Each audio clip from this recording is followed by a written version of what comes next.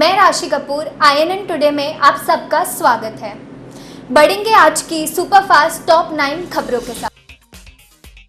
उत्तर प्रदेश के मुख्यमंत्री योगी आदित्यनाथ मुंबई दौरे पर है। बॉम्बे स्टॉक एक्सचेंज में उन्होंने बुधवार को लखनऊ नगर निगम के बॉन्ड लॉन्च किया। इसके बाद योगी कई बॉलीवुड हस्तियों से मिले। योगी ने इस दौरे को लेकर विवाद शुरू हो गया है। यूपी में फिल्म सिटी बनाने के मुद्दे पर महाराष्ट्र के मुख्यमंत्री उद्धव ठाकरे ने कहा, कंपटीशन अच्छी बात है लेकिन किसी की धमकी नहीं चलेगी। योगी ने इसके जवाब में कहा, हम कुछ नहीं ले जा रहे हैं, मुंबई फिल्म सिटी यहीं रहेगी। यूपी में वहाँ के माहौल और ज़रूरत के हिसाब से नई फिल्म सिटी बनाई जा रही है। कृषि कानूनों के विरोध में दिल्ली हरियाणा बॉर्डर पर किसानों का आंदोलन का बुधवार को 7वां दिन रहा। किसानों ने शाम करीब 5:15 बजे एक प्रेस कॉन्फ्रेंस की। क्रांतिकारी किसान यूनियन के अध्यक्ष दर्शन पाल ने कहा कि सरकार कानूनों को खत्म करने के लिए संसद का विशेष सत्र बुलाए। उन्होंने कहा कि 5 दिसंबर को मोदी सरकार और कॉरपोरेट घराने के खिलाफ पूरे देश में प्रदर्शन किए जाएंगे। गुजरात में मास्क नहीं पहनने वालों को कोरोना सेंटर में 5 से 6 घंटे सेवा करनी पड़ेगी। सेवा के दिन 5 से 15 दिन तक हो सकते हैं। ये दिन बिना मास्क पकड़े जाने वाले लोगों की उम्र और मेडिकल हिस्ट्री को देखते हुए तय किए जाएंगे। गुजरात में कोरोना संक्रमण की दूसरी लहर के बीच कई लोग मास्क नहीं पहन रहे हैं। ऐसे लोगों से कोरोना सेंटर में सेवा कराने की अर्जी पर हाई कोर्ट ने बुधवार को फैसला दिया और सरकार से नोटिफिकेशन जारी करने को कहा। उत्तर प्रदेश के कौशाम्बी में बुधवार को एक बड़ा हादसा हुआ। यहाँ बारातियों को लेकर लौट रही कार पर गिट्टी से भरा ट्रक पलट गया। इसमें कार का ड्राइवर समेत 8 लोगों की मौत हो गई। मृतकों में 3 परिवार की 6 महिलाएं और एक बच्चा शामिल है। कार में 10 लोग सवार थे। 2 लोगों ने गाड़ी से कूदकर जान बचाई, उन्हें चोट आई है। हादसा करीब 4 बजे हुआ।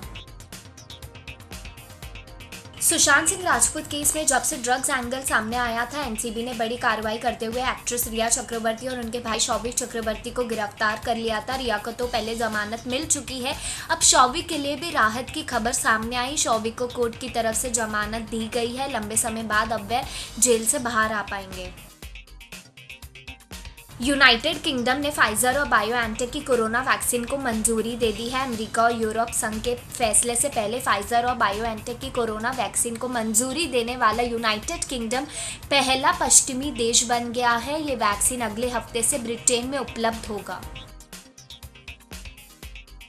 सुप्रीम कोर्ट ने बुधवार को अहम निर्देश दिए। सुप्रीम कोर्ट ने कहा कि CBI, NIA, ED, NCB, DRI, SFIO के कार्यालयों में ऑडियो रिकॉर्डिंग के साथ सीसीटीवी कैमरों की स्थापना हो। सभी राज्यों के पुलिस थानों में भी ऑडियो रिकॉर्डिंग के साथ सीसीटीवी कैमरे लगाने का निर्देश दिया गया। सुप्रीम कोर्ट ने कहा कि ये कैमरे पुलिस स्टेशन के प्रवेश और निकास बिंदु, lockup, corridor, lobby, reception area, sub inspector और इंस्पेक्टर के कमरे, थाने के बाहर, वॉशरूम के बाहर स्थापित किए जाने चाहिए। इनकी रिकॉर्डिंग को 18 महीने तक रखना होगा।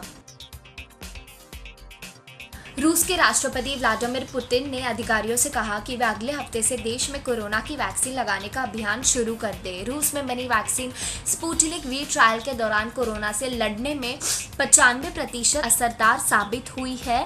रूस के लोगों को इसे फ्री में लगाया जाएगा। दूसरे देशों के लिए इसकी कीमत 700 रुपये से कम होगी। ये कीमत दूसरी वैक्सीन के मुकाबले काफ़ी कम है।